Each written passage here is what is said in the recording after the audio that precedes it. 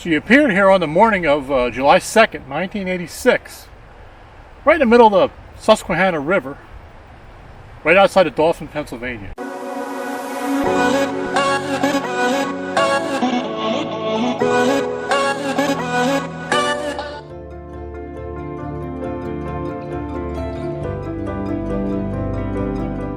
People were pulling over to gawk at this new arrival on busy Route 322. For a number of years, nobody knew where she came from or who put her there. In 1992, during a fierce storm, she was blown down and destroyed. Being made out of plywood and Venetian blinds, it was amazing she lasted that long.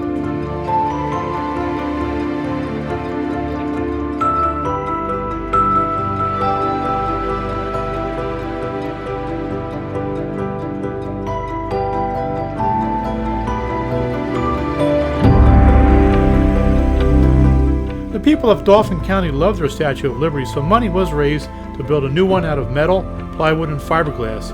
It was installed on July 3rd, 1997. The new one stands 25 foot high and weighs 4 tons.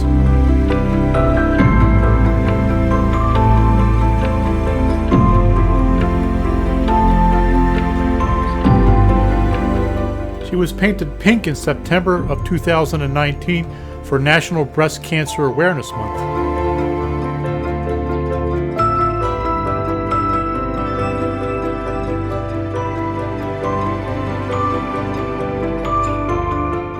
Well, hello to you too.